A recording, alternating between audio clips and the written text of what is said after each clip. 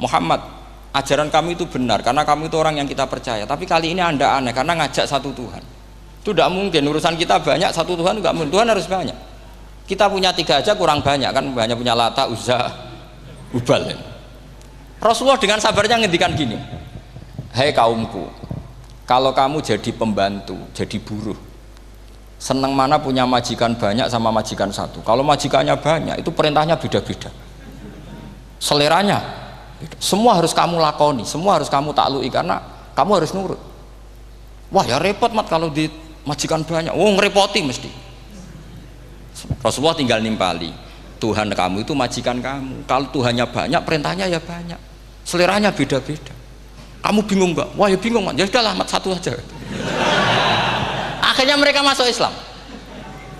Nah itu disebut Nabi itu fatona, punya kecerdasan artikulatif, kalau menjelaskan itu masuk akal. Nah itu disebut dorobawahu matalar rojulan fihi syuraka'u mutasyakisuna wa rojulan salamal lirojul hal yastawiyani masalah alhamdulillah. Nah ini penting, Allah membuat satu perumpamaan bagaimana ada satu pembantu yang punya majikan banyak yang berbeda-beda seleranya, berbeda-beda perintahnya, dengan kalau hanya satu majikan. Apakah sama? Mereka jawab tidak sama, enak punya satu majikan. Begitulah Tuhan kamu, harusnya satu. Jadi artinya gini, kalau kamu ngaji ulumul Quran, kamu harus tahu ini khitab ke kafir. Kafir yang mana? Ahli kitab atau kafir yang musyrik? Nah sekarang tidak tahu lagi, pokoknya kafir. Makanya kalau orang berdebat mereka itu tidak goblok meneh. Waduh. Makanya sama tidak usah ketularan goblok, sing pun gimpun sing wis goblok ora usah ditambahi mun kathah dan ini pun. Ya karena kita ngaji jelas Qur'annya kan lam yakunil ladzina kafaru, itu masih ada min lil bayaniyah atau min li bayanil jinsi. Kafaru itu sopo? Siji min ahlil kitab, 2 kafaru sing wal musyrikin. Dua-duanya tidak pernah munfakina hatta ta'tiyahumul bayinah. Mereka tidak akan tercerabut dari pikirannya sehingga ada bayinah. Bayinah itu siapa? Rasulun minallah yatslu sufam. Nah ketika Nabi menjelaskan asal usul nasabnya bahwa Sayyid Adnan itu ila Ismail jelas putra Nabi Ibrahim, mereka terus baru iman karena ada fihi ayatum bayyinatum maqamun apa Ibrahim. Ya jadi saya kira demikian, nanti kan akhirnya jam pinten teman.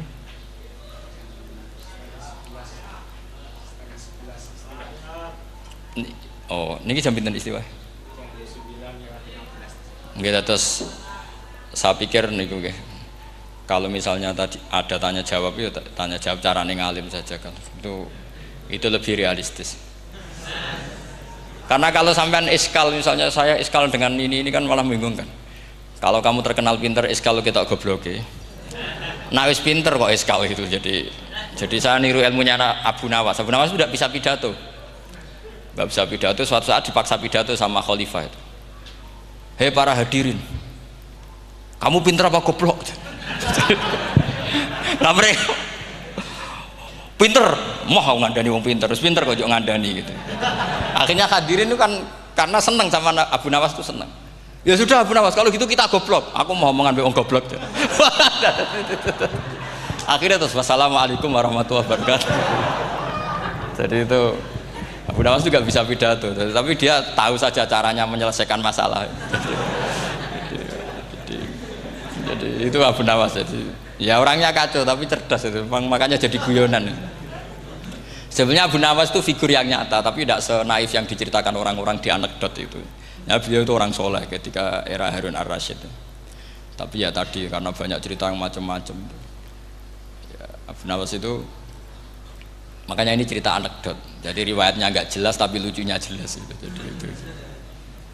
Dia itu mangkel punya tetangga profesor ahli astronomi. Adiknya aku mau iso omong tok. Abu Nawas mau pinter molak-malik omong kan masyhur itu, dia cerita hari Senin tanggal sekian lihat Abu Nawas di alun-alun mau terbang. Orang lihat semua itu Abu Nawas itu ya sudah di podium ya hanya gitu-gitu tok. Kok nggak mau terbang-terbang? Ya mau itu ya tidak. Wassalamualaikum warahmatullahi wabarakatuh. Yang bilang Abu Nawas terbang siapa? Abu Nawas mau terbang. Yang namanya mau itu ya tidak.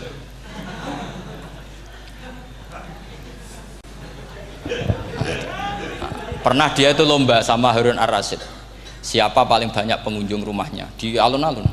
Harun Rasid bikin khemah, dia bikin khemah. Tentu cerita ini bohong, yakini ini bohong, makanya ini bohong tenang.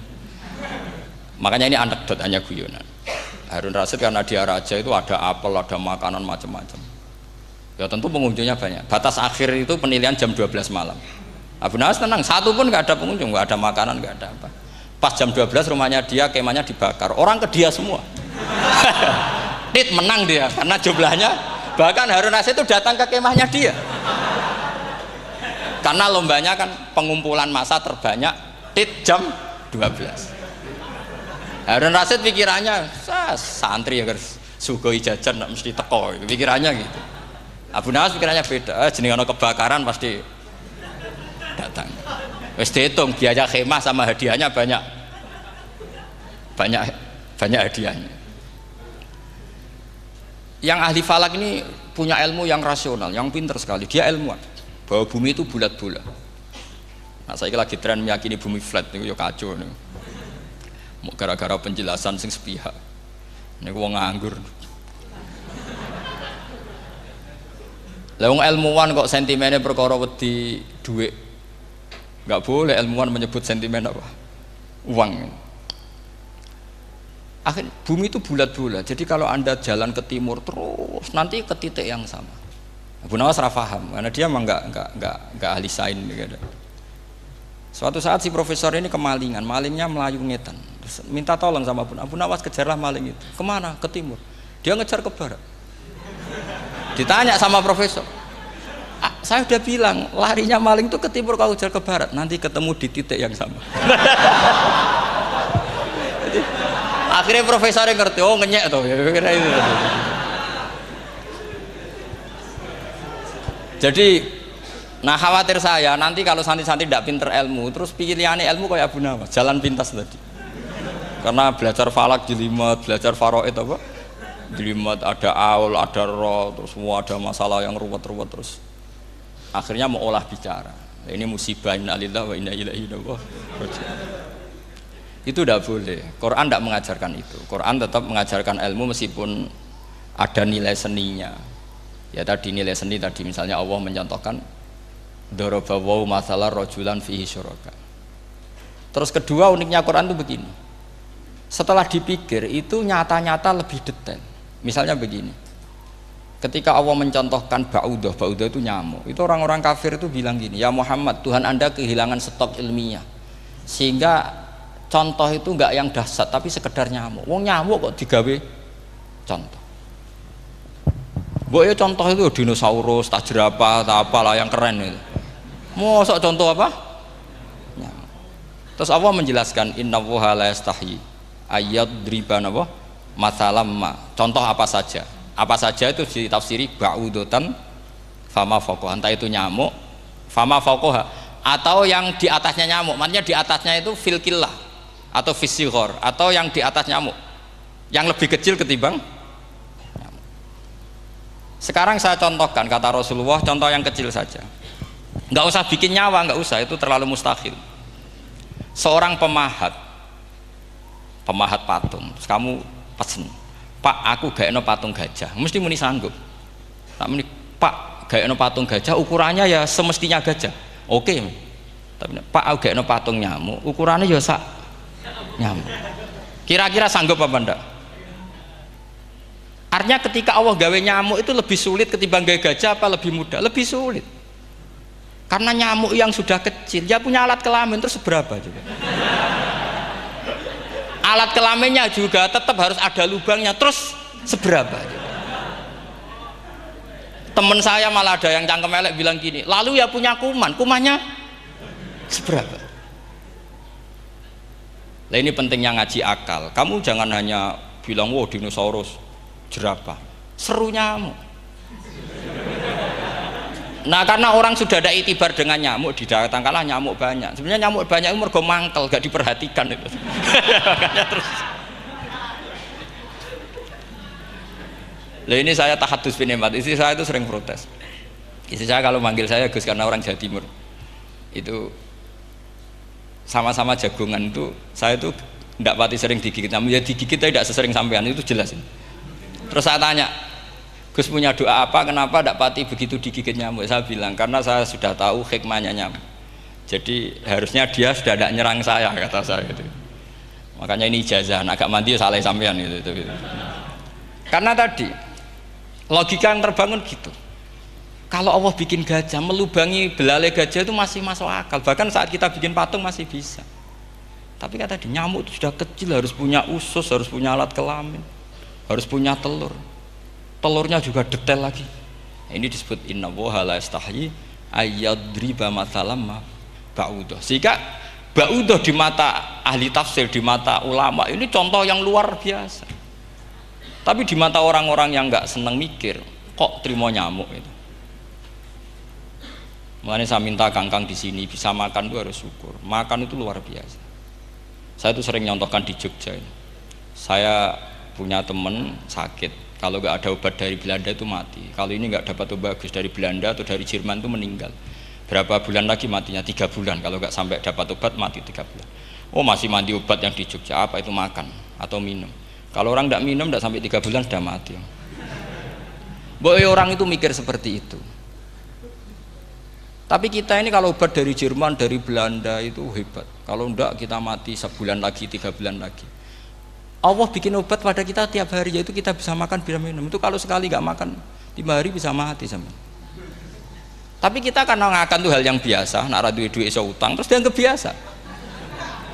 Ini kalau ulama masalah besar.